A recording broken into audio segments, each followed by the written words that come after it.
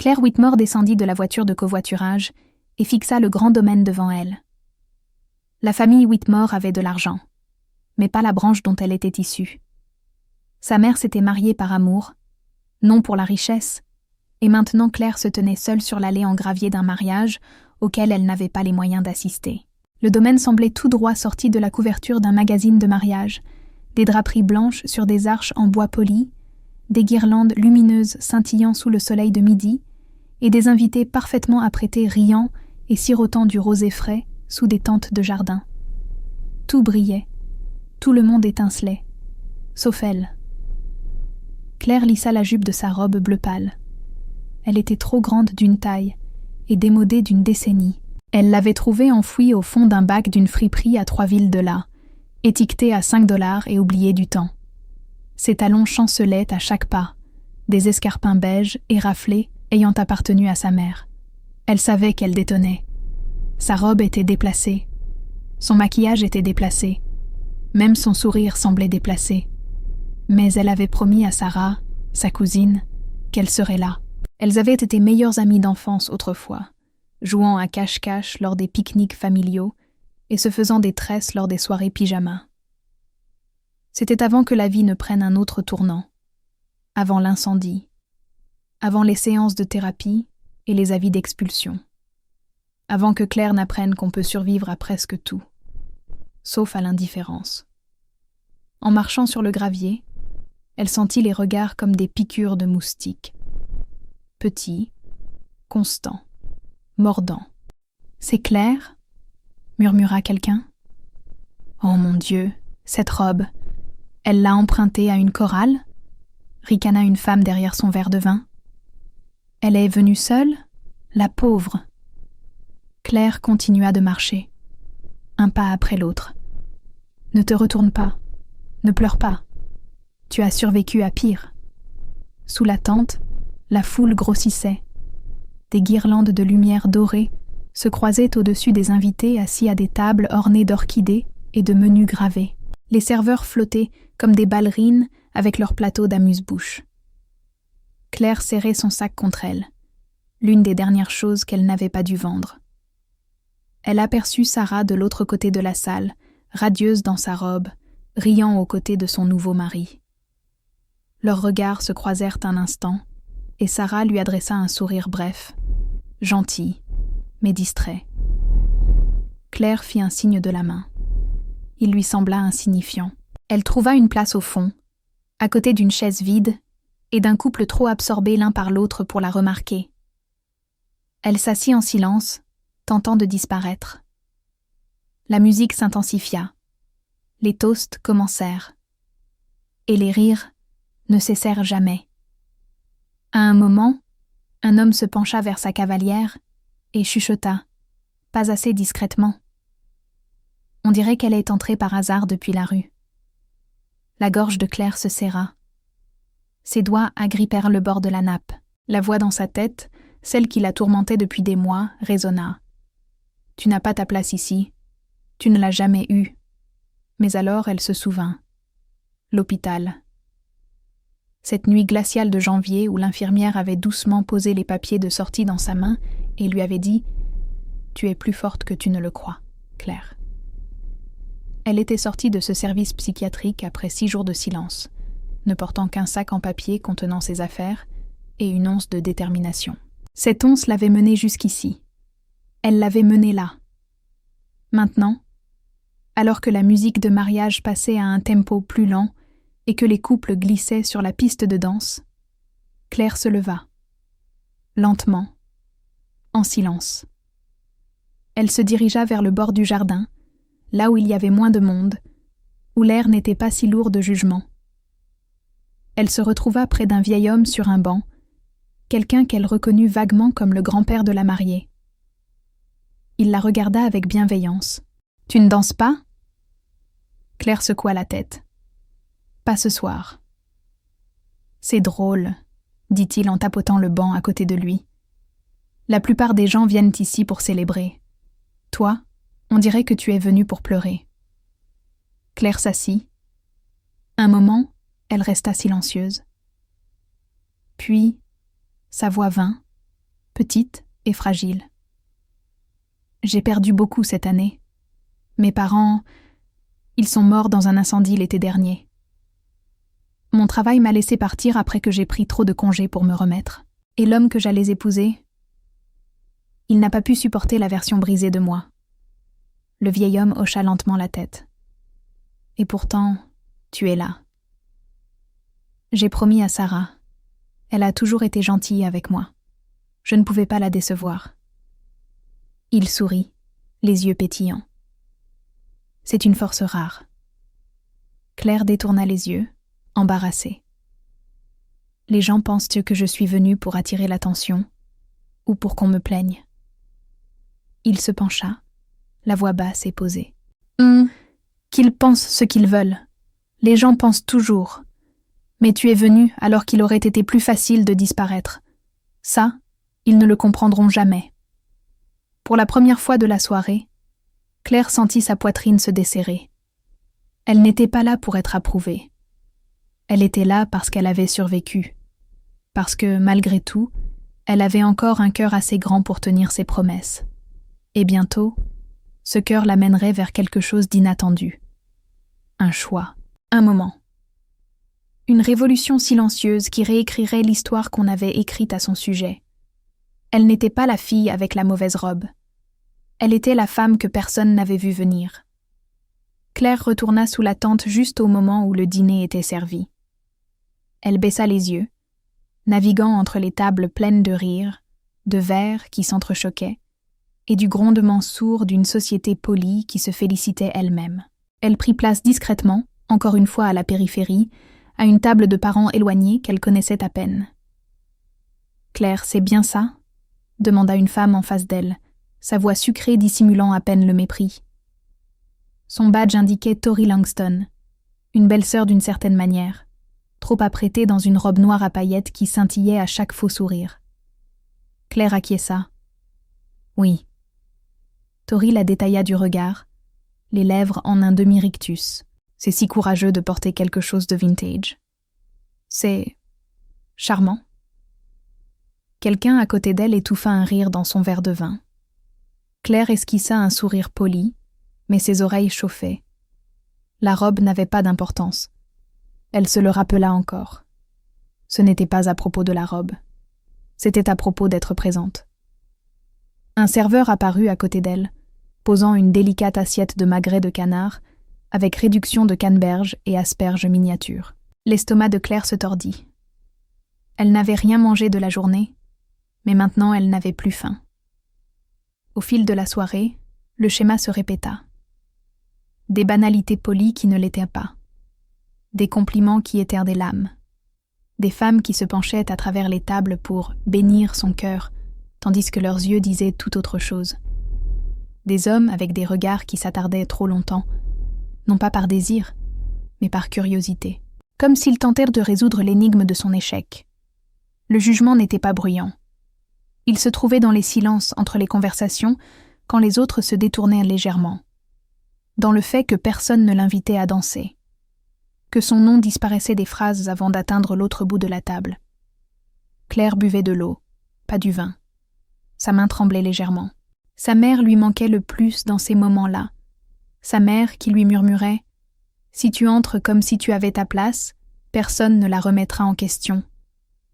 Mais si tu ne te sens pas à ta place, ça, personne ne te l'avait jamais dit. » Claire croisa de nouveau le regard de Sarah de l'autre côté de la pièce. Sa cousine fit un petit geste de la main, toujours occupée, toujours radieuse, toujours inaccessible. Et c'était bien. Claire n'était pas venue pour être sauvée. Elle était venue pour prouver, à elle-même plus qu'à quiconque, qu'elle pouvait être présente. Les guirlandes au-dessus d'elle clignotèrent doucement, alors que l'orchestre de mariage entamait un air familier. Une autre chanson lente. Une autre série de danses. C'est là que cela se produisit.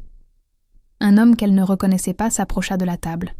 Soigné, bien habillé, avec un visage qui évoquait des réunions d'affaires et des costumes hors de prix. Il tendit la main vers la femme à côté de Claire. « Vous voulez danser ?» Claire se déplaça sur son siège, leur faisant de la place.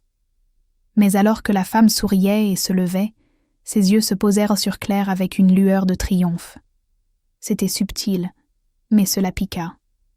Elle n'était pas simplement ignorée, elle était prise en pitié. Et les gens qu'on prend en pitié deviennent des histoires. Du genre de celles qu'on chuchote autour d'un brunch ou d'un verre de vin, commençant souvent par « Tu as vu ce qu'elle portait ?» ou « Je me suis presque sentie désolée pour elle. » Claire avait traversé des traumatismes. Elle avait survécu à une maison en flammes, enterré ses parents, rampé dans les coins les plus sombres de son propre esprit. Mais d'une manière ou d'une autre, c'était cette humiliation qui faisait le plus mal à son cœur. Pas parce qu'elle voulait être admirée, mais parce qu'elle ne voulait pas être effacée. Puis, quelque chose changea. De l'autre côté de la salle, elle le remarqua. Pas le marié, pas un parent, pas quelqu'un de la noce. Il se tenait seul près du bar du fond, portant un costume qui n'avait pas besoin de se vanter. Grand, la trentaine peut-être, ses cheveux sombres peignés en arrière avec soin, son expression calme mais observatrice. Il ne buvait pas, il ne riait pas. Il la regardait. Claire détourna rapidement le regard. C'était peut-être rien. Peut-être qu'il s'ennuyait juste. Mais alors elle le vit à nouveau.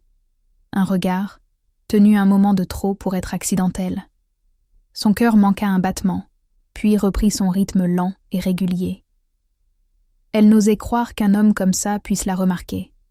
Et pourtant, il n'avait pas les yeux de quelqu'un facilement dupé par les paillettes. Juste au moment où Claire rassemblait le courage de regarder de nouveau, Tori revint à la table. « Eh bien, » annonça-t-elle en s'éventant de façon théâtrale, « il fait officiellement trop chaud ici. Ce doit être tout ce parfum bon marché qui flotte partout. » La table éclata de rire. « Claire, non. » Le regard de Tori glissa vers elle. « Oh, ma chérie, ne le prends pas personnellement. Tu as toujours été un peu... différente. Sarah m'a dit que tu traversais une période difficile. C'est juste. Peut-être qu'à la prochaine, essaie de ne pas en avoir l'air. » La mâchoire de Claire se contracta. Elle aurait dû rester silencieuse. Elle aurait dû laisser passer. Mais quelque chose en elle se brisa. Pas la partie fragile. Pas la partie épuisée. La partie qui se souvenait de qui elle était avant l'incendie. Avant l'homme qui l'avait quittée, avant que la pitié ne devienne son seul parfum. Elle se leva. Pas précipitamment, pas dramatiquement. Juste, elle se leva. Tori cligna des yeux. « Tu t'en vas ?»« Non, » dit Claire calmement, sa voix portée juste assez pour être entendue par les tables alentours. « Je vais faire ce que tu n'as jamais pu faire. »« Quoi donc ?» Claire sourit, sans amertume, sans colère, juste avec résolution. Garder ma dignité. Et elle partit, au-delà des rires, au-delà des chuchotements, au-delà des hommes qui pensaient que son silence signifiait honte. Elle ne savait pas encore où ses pas l'amèneraient. Pas encore. Mais une paire d'yeux sombres suivait chacun de ses mouvements, et il n'avait pas ri une seule fois. Claire sortit dans l'air frais du soir, ses mains tremblant légèrement alors qu'elle s'appuyait sur la petite rambarde au bord de la terrasse du jardin. Au-delà de la clôture blanche en treillis, des lucioles clignotaient paresseusement au-dessus de l'herbe, et la lune commençait sa montée silencieuse. Les sons de verre qui s'entrechoquaient, et les rires lointains, s'estompèrent derrière elle, comme un souvenir qu'elle ne voulait pas porter. Elle inspira profondément. Le poids de la soirée pesait lourd. Pas seulement les insultes, pas seulement les regards. C'était l'aboutissement d'années de blessures invisibles et de douleurs tues. Elle se pencha en avant et ferma les yeux, le vent caressant doucement ses joues. Et puis le passé chuchota, un flash, de la fumée noire tourbillonnant dans les escaliers. La voix de sa mère criant son nom. « Claire, sors, ne nous attends pas !» La brûlure dans ses poumons, la chaleur intense, le craquement vif du bois qui s'effondre. Un autre flash. L'hôpital, stérile et silencieux. Une infirmière lui tendant doucement un sac. « Prends ton temps. Tu as traversé beaucoup. » Encore un. Jason, debout dans l'entrée de leur appartement, l'expression froide. Je ne peux plus faire ça, Claire. Tu n'es plus la même. Je ne sais même plus qui tu es maintenant. Elle avait supplié. Une fois. Juste une fois. Puis elle avait arrêté. Elle ne supplierait plus jamais pour de l'amour, pas après avoir survécu à la mort. Claire ouvrit les yeux et cligna plusieurs fois. « Tu n'es plus cette fille, » se dit-elle. « Tu es la femme qui est venue quand même. » Elle tourna son regard vers le lieu, observant le flou des mouvements derrière les fenêtres. Elle ne les haïssait pas, même pas Tori. Le monde avait toujours récompensé les apparences. Ce qui comptait, c'était ce qu'elle ferait ensuite. « Belle nuit », dit une voix derrière elle. Elle se retourna. C'était lui, l'homme du bar du fond. De près, il était encore plus frappant. Pas seulement par son apparence, mais par son calme. Le genre de calme qui vient d'une présence totale. Ses mains étaient dans ses poches, ses épaules détendues, mais ses yeux, il soutenait les siens sans hésitation. « Je suis désolé », ajouta-t-il, faisant un petit pas en avant. « Je ne voulais pas te surprendre. »« Tu ne l'as pas fait. » Sa voix était douce, méfiante, mais pas froide. Il esquissa un léger sourire. « Tant mieux. » Un moment passa. « J'ai vu ce qui s'est passé à la table, » dit-il. « Tu as réagi mieux que la plupart. » Claire haussa les épaules, soudainement gênée. « Ce n'est pas la première fois qu'on me parle de haut, et ce ne sera pas la dernière. Mais tu n'as pas laissé ça te définir, » dit-il. « Tu es partie. » Elle inclina la tête. « Pourquoi tu regardais ?» Il ne broncha pas. « Parce que je t'ai remarqué en entrant. Pas à cause de ta robe, ou quoi que ce soit de ce genre. Tu avais l'air de porter quelque chose de lourd. Et malgré tout, tu es entrée la tête haute. Ça m'a marqué. » Claire l'étudia. Il ne la flattait pas. Il disait juste la vérité. « Je suis Ethan », ajouta-t-il en tendant la main. Elle hésita, puis la serra. « Claire, tu ne sembles pas être là pour faire la fête, » dit-il. « Je ne le suis pas, » admit-elle. « Je suis là pour Sarah. On a grandi ensemble. On ne se voit plus beaucoup depuis des années. Mais la famille, c'est la famille. » Il hocha la tête pensivement. « Je comprends. » Une brise passa entre eux, et Claire se sentit respirer un peu plus facilement. « Et toi ?» demanda-t-elle. « Tu n'avais pas l'air d'apprécier la fête non plus. »« Je suis un ami du marié, » répondit Ethan. « Une vieille relation d'affaires. J'ai failli ne pas venir. Mais ces derniers temps, j'ai pris l'habitude d'assister aux choses qui me mettent mal à l'aise. Un bon exercice. » Elle sourit à cela. Ils restèrent un moment en silence. La lune montait plus haut, projetant une lumière douce sur le jardin. Puis Ethan demanda doucement. « Je peux te demander ce qu'il s'est passé ? Plutôt, je veux dire. On aurait dit que quelque chose s'est brisé en toi. » Claire baissa les yeux vers ses mains. Un instant, elle pensa esquiver. En rire. Mais il y avait quelque chose chez Ethan. Il ne posait pas la question par curiosité. Il la posait parce qu'il se souciait. « J'ai eu quelques années difficiles, » dit-elle enfin. « J'ai perdu mes 2 parents. Incendie domestique. Ça a tout changé. J'étais fiancée. Il est parti. Et le chagrin ne m'a pas frappé d'un coup. Il est venu par vagues, longues, étouffantes. J'ai arrêté de travailler, de dormir. J'ai commencé à croire que je ne valais plus la peine qu'on se présente pour moi. » Ethan ne l'interrompit pas. Son silence était doux, rassurant. Claire poursuivit, sa voix plus stable maintenant. « J'essaye de remonter la pente. Ce n'est pas linéaire. Il y a encore des mauvais jours. Mais j'avais promis à Sarah, il y a des années, que je serais à son mariage.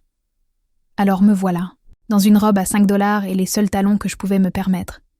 J'essaie de garder la tête hors de l'eau pendant que tout le monde nage dans le champagne. » Il expira lentement. « C'est la chose la plus honnête que j'ai entendue aujourd'hui. » Elle leva les yeux. « Ça ne te fait pas fuir ?» Ethan sourit, sincère. Non.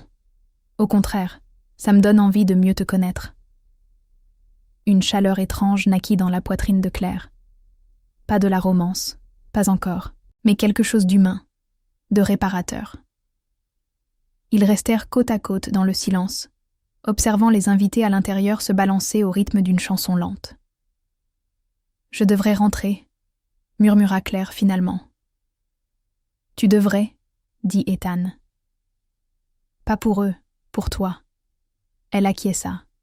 Et ensemble, ils retournèrent vers la lumière, non pas comme un couple, non pas comme une fin de conte de fées, mais comme deux personnes qui s'étaient vues alors que personne d'autre ne les voyait. Et ce fut le début de tout ce qui allait changer. La réception était entrée dans son dernier rythme, plus chaotique. Ce moment de la soirée où le champagne déliait les langues, les talons étaient retirés et le DJ échangeait les quatuors à cordes contre des tubes des années 2000. L'atmosphère sous la tente bourdonnait de rires, de robes virevoltantes et de versions fausses de chansons d'amour. Claire rentra avec Ethan à ses côtés, incertaine de ce que le reste de la nuit lui réservait, mais elle se sentait différente. Pas à cause d'un compliment, ou d'un regard, ou même de la promesse de quelque chose de nouveau, mais parce que, pour la première fois, quelqu'un l'avait vue sans jugement. Juste elle. Et cela lui rappela qu'elle était encore entière, même si un peu fissurée. Ils se tenaient près de la table des desserts, regardant les invités danser et discuter comme de vieux amis, le rythme de la fête les enveloppant peu à peu. Claire ne ressentait pas le besoin de danser. Elle ne ressentait plus le besoin de prouver quoi que ce soit. « Tu veux du gâteau ?» demanda Ethan avec un léger sourire. « Je pense que je l'ai mérité », répondit Claire, lui rendant son sourire. Elle attrapa une assiette et choisit une part de gâteau à la vanille, avec un fourrage à la framboise. Dès que le glaçage sucré toucha ses lèvres, quelque chose en elle se détendit. Mais juste au moment où elle savourait une deuxième bouchée, une voix coupa à travers la salle. « Excusez-moi, puis-je avoir votre attention un instant ?» C'était Tori, debout au centre de la scène avec un micro en main, un bras enroulé autour de celui de son mari et un sourire forcé, étiré à l'extrême. « Je voulais juste dire quelques mots, » annonça-t-elle, sa voix sirupeuse et théâtrale. « Sarah, tu es absolument magnifique, une vraie vision. Et Michael, eh bien, tu as de la chance qu'elle ait dit oui. » Des rires suivirent. Claire sentit son estomac se contracter. « Et en parlant de chance, » poursuivit Tori, ses yeux balayant la foule. « Je pense que nous nous sentons tous incroyablement chanceux ce soir d'être entourés d'invités si divers. Quelques vieux amis, quelques nouveaux visages, et même quelques surprises. » Un silence. Puis, « Je veux dire, qui aurait cru que la mode de friperie ferait un retour aussi audacieux ? » Les rires, cette fois, étaient plus faibles. Quelques halètements, quelques ricanements, des gens se tortillant sur leurs sièges. Mais tout le monde savait de qui elle parlait. Claire se figea. Son visage devint brûlant. Ses doigts s'enfoncèrent dans le bord de son assiette. Ethan s'approcha, la mâchoire contractée. « Ne fais rien », chuchota Claire, sentant son envie de confronter Tori. « Pas encore. » Tori rit comme si tout cela était inoffensif. « Je plaisante, bien sûr. On sait tous que les mariages révèlent le meilleur, et le plus intéressant de chacun. » Claire inspira lentement, puis encore. Son cœur battait vite. Pas de honte, mais de choix. Elle pouvait rester assise. Elle pouvait laisser passer ce moment. Mais quelque chose monta en elle. Une voix calme, pas vengeresse, pas amère, puissante. Elle posa son assiette doucement et marcha vers le centre de la tente. La musique s'était arrêtée. Tous les regards la suivaient. Elle monta sur la petite estrade à côté de Tori. Le micro était encore dans la main de cette dernière, mais Claire ne le demanda pas. Elle se tourna simplement vers la salle, sa voix résonnant avec une grâce posée. « Tu as raison, » dit-elle calmement. « Les mariages révèlent la vérité chez les gens. » Le sourire de Tori vacilla. Claire regarda la foule, sans colère, mais avec honnêteté. « Je suis venue ce soir dans une robe à $5. Je suis venue sans cavalier, sans sac griffé, et sans personne pour garantir ma valeur. Et dès mon arrivée, on me l'a rappelé, encore et encore, dans les murmures, dans les regards, dans les plaisanteries. La salle était désormais silencieuse. Mais ce que vous ne savez pas, continua Claire, c'est que cette robe m'a accompagnée pendant l'année la plus difficile de ma vie. Je la portais le jour où je suis entrée pour la première fois en thérapie. Je la portais le jour où j'ai visité les cendres de la maison de mes parents. Je la portais le jour où j'ai dit au revoir à quelqu'un qui m'a dit que j'étais trop brisée pour être aimée. Sa voix ne trembla pas. Elle s'éleva. Je suis venue ici parce que j'avais fait une promesse à ma cousine, parce que je crois que la famille signifie se présenter, même quand ça fait mal. Je la portais le jour où je suis entrée pour la première fois en thérapie. Je la portais le jour où j'ai visité les cendres de la maison de mes parents. Je la portais le jour où j'ai dit au revoir à quelqu'un qui m'a dit que j'étais trop brisée pour être aimée. Sa voix ne trembla pas. Elle s'éleva. Je suis venue ici parce que j'avais fait une promesse à ma cousine, parce que je crois que la famille signifie se présenter, même quand ça fait mal. Même quand on n'est pas accueilli à bras ouverts. Elle se tourna maintenant vers Tori. Pas avec de la rage, mais avec clarté. Tu as essayé de m'humilier. Mais la vérité, c'est que tu t'es seulement révélée. Parce que la gentillesse ne se mesure pas en robe ou en couvert doré. Elle se mesure à la manière dont nous traitons les gens quand on pense que personne d'important ne regarde. L'attente était figée. Aucun rire maintenant. Aucun murmure. Claire hocha une fois la tête, puis descendit de l'estrade. En passant devant Ethan, il la regarda comme si elle était faite de feu et d'or.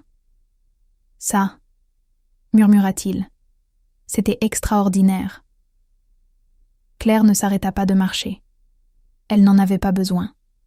Parce que les gens ne riaient non plus. Ils la regardaient, avec admiration, avec respect. En silence.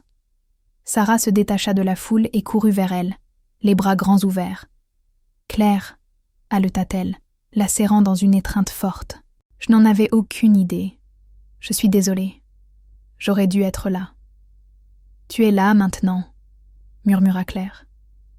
La musique reprit, plus douce cette fois.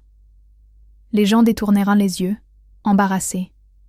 Certains s'approchèrent avec des excuses, d'autres avec une gratitude silencieuse, et certains, comme Tori, disparurent tout simplement.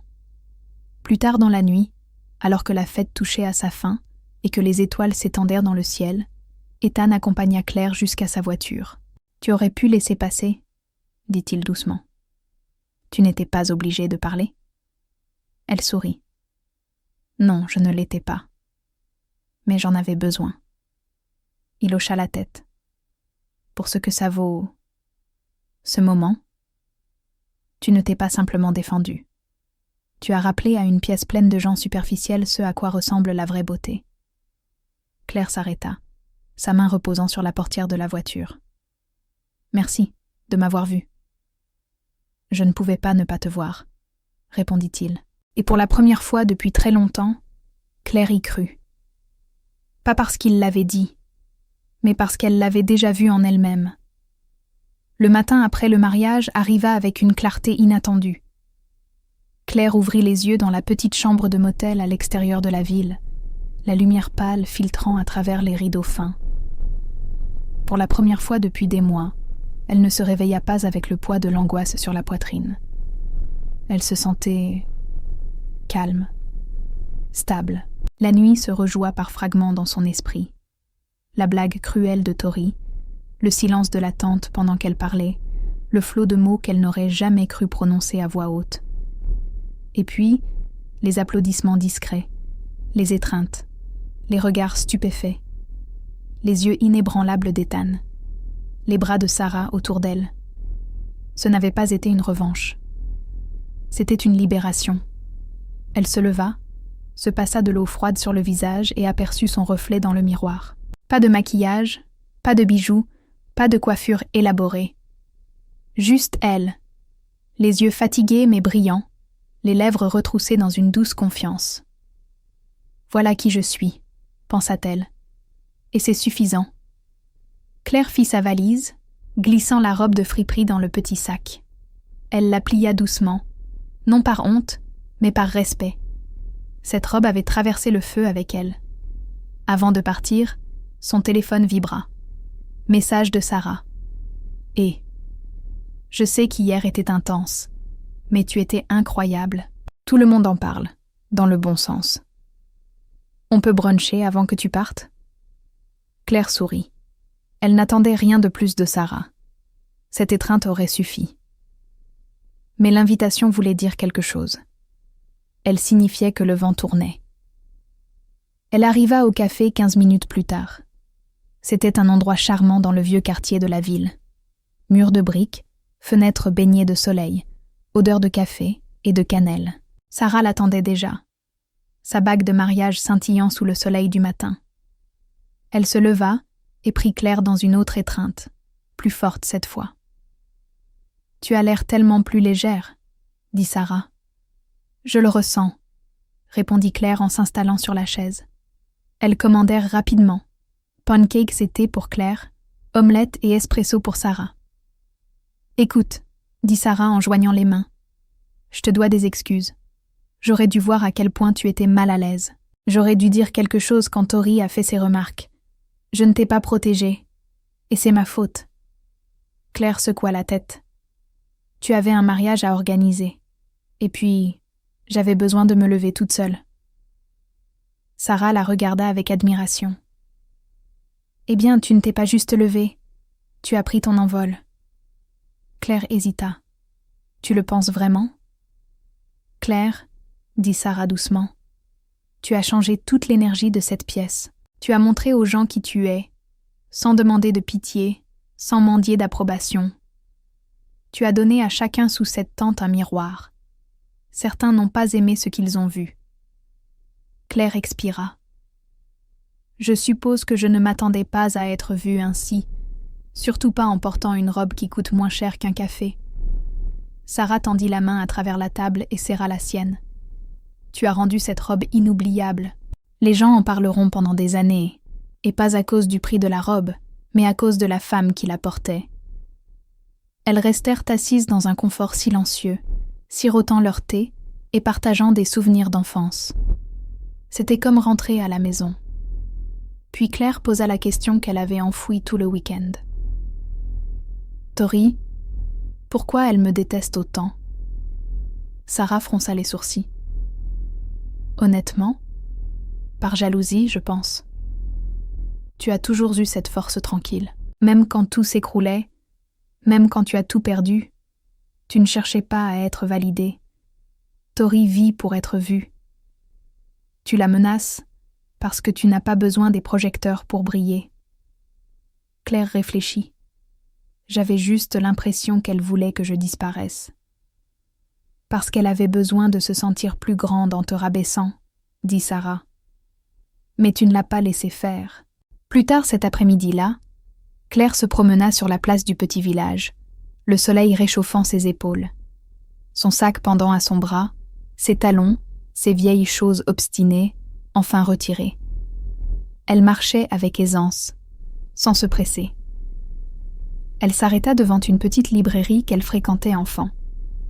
Elle semblait inchangée, vitres poussiéreuses, enseigne peinte à la main, une petite clochette au-dessus de la porte. À l'intérieur, l'odeur du papier ancien l'enveloppa comme une vieille amie.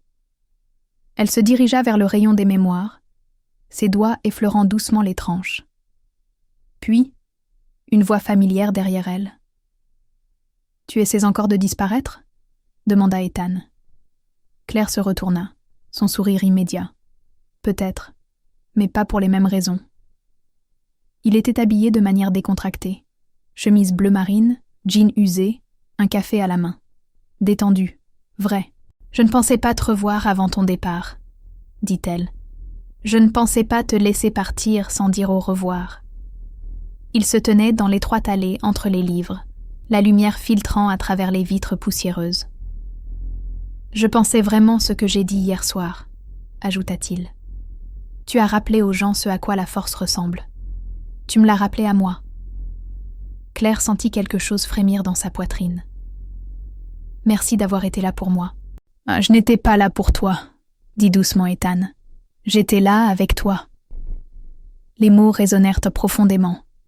J'ai passé tellement de temps à essayer de me convaincre que je n'étais pas brisée, murmura-t-elle. Mais peut-être que je n'ai plus besoin de le prouver. Il s'approcha. Tu n'as rien à prouver, à personne. Claire baissa les yeux, puis les releva vers lui. Et maintenant? Ethan sourit. Tu vis ta vie. Et si tu veux, juste si, peut-être que j'en ferai partie. Son cœur ne s'emballa pas. Il se stabilisa. Parce que ce n'était pas un sauvetage. Ce n'était pas un conte de fées. C'était réel. Et pour la première fois, ça suffisait. L'autoroute s'étendait devant elle, longue et ouverte, encadrée de champs dorés et des doux bleus d'un ciel sans nuages. Les mains de Claire reposaient tranquillement sur le volant de sa vieille voiture, du genre qui vibre au-dessus de 100 km/h mais tient bon. Le motel était derrière elle, le mariage derrière elle. Les murmures, les regards, les jugements. Tous laissés dans cette tente où elle s'était autrefois sentie si petite. Et pourtant maintenant, elle était plus elle-même qu'elle ne l'avait été depuis des années. Une confiance tranquille battait en elle, pas bruyante ou voyante, mais certaine. Elle n'avait pas besoin de l'approbation de quiconque. Elle n'avait pas besoin de robes scintillantes, de photos mises en scène ou de vies fabriquées. Elle avait gagné quelque chose de plus rare. La paix. Son téléphone vibra sur le siège passager. Un autre message. De Sarah. Toute la famille parle encore de ton discours. Tu étais inoubliable. Tori n'a pas reparu depuis. Et maman m'a demandé de te dire que tu es toujours la bienvenue à Noël. Plus jamais la chaise pliante dans le coin. Claire rit doucement et retint des larmes. La chaise pliante avait toujours été sa place lors des réunions de famille, coincée au bord de la pièce, près du couloir ou de la cuisine. Maintenant, elle avait une place à la vraie table. Pas parce qu'elle l'avait exigé, mais parce qu'elle l'avait mérité. À une aire de repos près d'un champ de tournesol, Claire s'arrêta et sortit de la voiture. Le vent jouait dans ses cheveux. Elle ferma les yeux, le soleil réchauffant sa peau. Les gens en parleront pendant des années, et pas à cause de ce qu'elle a coûté, mais à cause de la femme qui la portait. Elles restèrent assises dans un calme réconfortant, sirotant du thé et partageant des souvenirs d'enfance. Cela ressemblait à un retour à la maison. Puis Claire posa la question qu'elle avait refoulée tout le week-end. « Tori, pourquoi elle me déteste autant ?» Sarah fronça les sourcils. « Honnêtement, par jalousie, je pense. Tu as toujours eu cette force tranquille.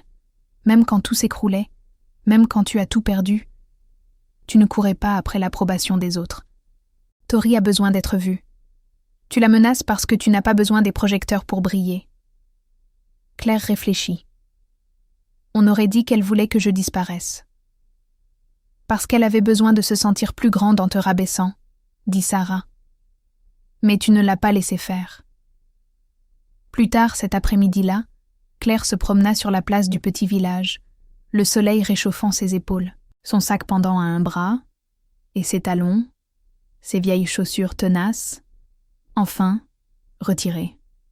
Elle avançait avec aisance. Elle n'était pas pressée. Elle s'arrêta devant une petite librairie qu'elle fréquentait enfant. Elle n'avait pas changé. Vitres poussiéreuses, enseigne peinte à la main, une petite clochette au-dessus de la porte. À l'intérieur, l'odeur du papier ancien l'enveloppa comme une vieille amie. Elle se dirigea vers le rayon des mémoires, ses doigts effleurant doucement les tranches.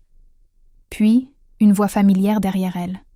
« Tu essaies encore de disparaître ?» demanda Ethan. Claire se retourna, son sourire immédiat. « Peut-être, mais pas pour les mêmes raisons. » Il était habillé de manière décontractée aujourd'hui, chemise bleu marine, jeans usés, un café à la main. Détendu, authentique. « Je ne pensais pas te revoir avant ton départ, » dit-elle. « Je ne pensais pas te laisser partir sans dire au revoir. » Il se tenait dans l'allée étroite entre les livres, la lumière filtrant à travers les vitres poussiéreuses. « Je pensais vraiment ce que j'ai dit hier soir, » ajouta-t-il. « Tu as montré aux gens ce à quoi ressemble la force. Tu me l'as rappelé aussi. » Claire sentit quelque chose vibrer dans sa poitrine. « Merci d'avoir été là pour moi. »« Je n'étais pas là pour toi, » dit Ethan doucement.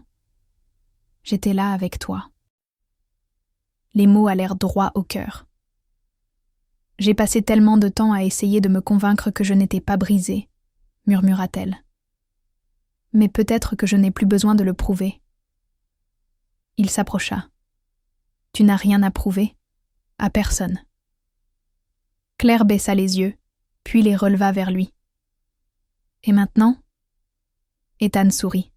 « Tu vis ta vie, et si tu veux, juste si, peut-être que j'en ferai partie. » Son cœur ne s'emballa pas. Il se calma. Parce que ce n'était pas un sauvetage, ce n'était pas un conte de fées. C'était réel. Et pour la première fois, cela suffisait. L'autoroute s'étendait devant elle, longue et ouverte, encadrée de champs dorés et des douces teintes bleues d'un ciel sans nuages.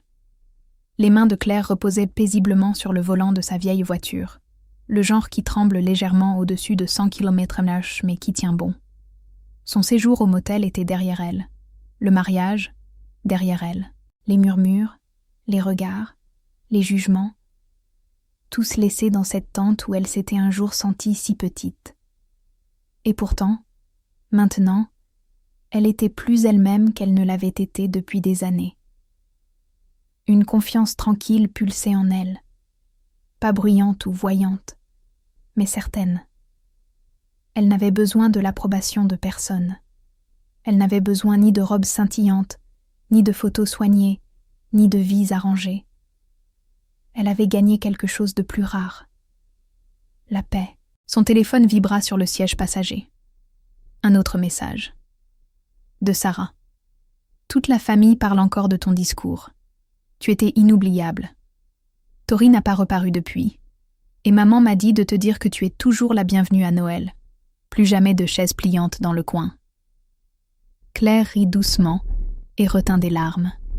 La chaise pliante avait toujours été sa place lors des repas de famille, coincée au bord de la pièce, près du couloir ou de la cuisine. Maintenant, elle avait une place à la vraie table. Pas parce qu'elle l'avait exigé, mais parce qu'elle l'avait mérité. À une aire de repos près d'un champ de tournesol, Claire s'arrêta et sortit. Le vent jouait avec ses cheveux. Elle ferma les yeux, le soleil réchauffant sa peau. Si vous avez aimé cette vidéo, n'oubliez pas de vous abonner à la chaîne et de laisser une note de 1 à 10 dans les commentaires. Merci beaucoup.